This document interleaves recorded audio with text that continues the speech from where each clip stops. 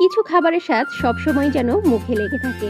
ঠিক তেমনই একটা খাবার হলো এই গরুর পিলই বা তিল্লি। আচ্ছা, আপনার এলাকায় এই গরুর পিলইকে কি নামে চেনে? আমাদের বরিশাল অঞ্চলে তো এইটাকে গরুর পিলই বলে। আর সাথে যেটা আছে প্রথমে দেখালাম ওটা হলো গরুর গুর্দা। তো আমি এগুলোকে ছোট ছোট করে কেটে নিয়েছি। এবারে গরম পানির ভিতরে দিয়ে দিব। 5 মিনিটের মতো আমি এগুলোকে গরম পানিতে সিদ্ধ করে নিব। এর ভিতরে থাকা সমস্ত রক্তগুলো কিন্তু গরম পানিতে দেওয়ার কারণে বের হয়ে যাবে। আমি গরম পানি থেকে তুলে খুব সুন্দরভাবে আবার নর্মাল পানি দিয়ে ধুয়ে পানি ঝরাতে রেখে দিয়েছি। এদিকে আমি প্যানের ভিতরে পেঁয়াজ আর গরম মশলা দিয়ে দিয়েছি, সেই সাথে দিয়ে দিয়েছি রসুন এবং আদার পেস্ট। সবকিছু একটু ভাজা ভাজা করে এখানে পানি দিয়ে দিয়েছি। দিয়ে দিলাম হলুদের গুঁড়ো, মরিচের গুঁড়ো, জিরার গুঁড়ো, ধনিয়ার গুঁড়ো, পরিমাণ মতো লবণ আর গরম মশলার গুঁড়ো।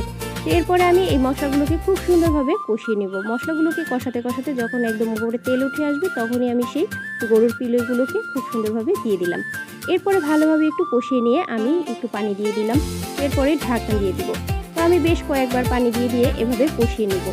এটাকে আপনি যত সুন্দরভাবে কষাবেন খেতে কিন্তু তত বেশি মজাদার হবে।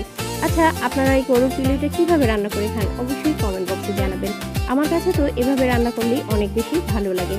তো পিলইগুলো যখন সিদ্ধ হয়ে এসেছে তখন আমি দিয়ে দিলাম মোটা করে কেটে রাখা পেঁয়াজ আর সামান্য পরিমাণে আলু। আলুটা না দিলেই ভালো হয়, কিন্তু বাচ্চারা আলুটা খেতে পছন্দ করে, তাই আমি সামান্য পরিমাণে আলু দিয়ে দিয়েছি।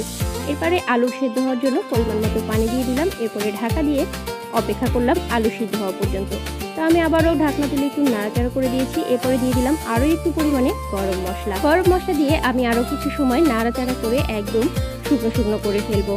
এই পিলইটা একদম শুকনো শুকনো পোড়া পোড়া করে খেতেই কিন্তু অনেক বেশি ভালো লাগে। যারা গরুর পিলই কিংবা তিল্লি খেতে পারেন না নরম বলে, এইভাবে রান্না করলে তারাও কিন্তু অনায়াসে খেতে পারবেন।